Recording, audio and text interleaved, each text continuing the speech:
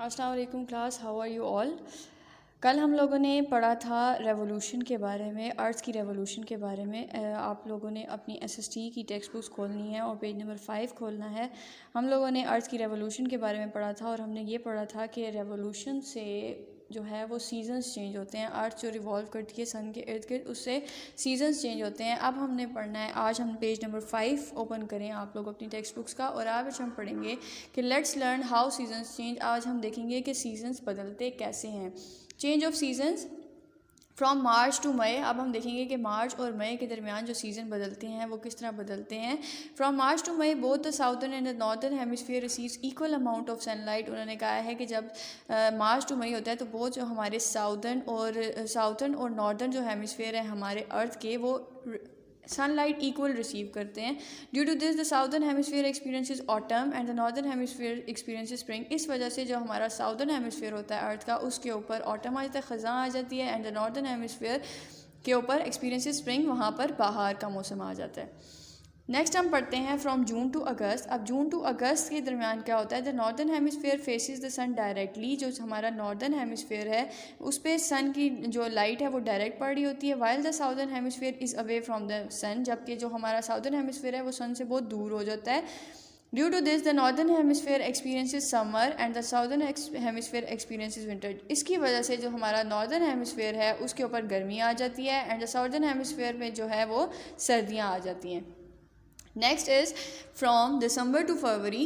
The southern hemisphere faces the sun directly. जो southern hemisphere है उस पर सन डायरेक्टली फेस कर रहा होता है वो, while the northern hemisphere is away from the sun. और जबकि जो है नॉर्दर्न हेमिस्फीयर सन से दूर हो जाता है। Due to this the southern hemisphere experiences summer. इसकी वजह से जो हमारा साउदर्न हेमिस्फीयर है उस पर गर्मी आ जाती है, and the northern hemisphere experiences winter. जबकि हमारा जो नॉर्दर्न हेमिस्फीयर है उनमें सर्दियाँ आ जाती हैं।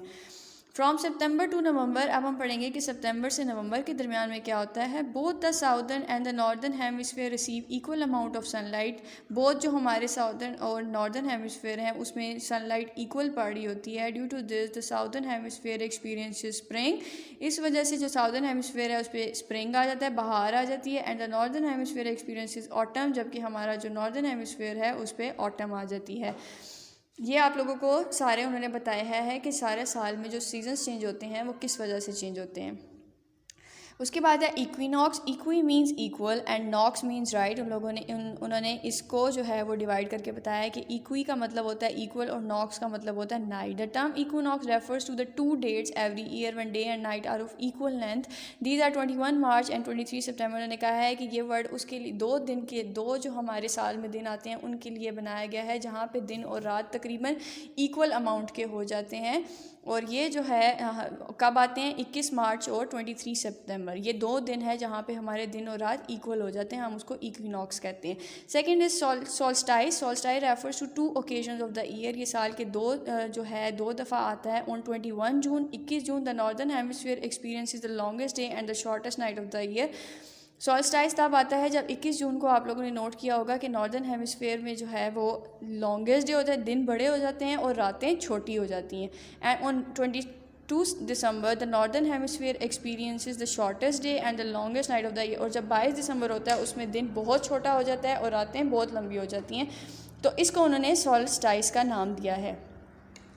नाउ आज हम लोगों ने चेंज ऑफ सीजन्स का पढ़ा है। Now you have to go to the exercise page number 9 and here is a question of B part का क्वेश्चन है हाउ डू सीजन्स चेंज। ठीक है, आप लोगों ने हाउ डू सीजन्स चेंज यहाँ से क्वेश्चन लिखना है और इसका आप लोगों का आंसर ये वाला पेज है।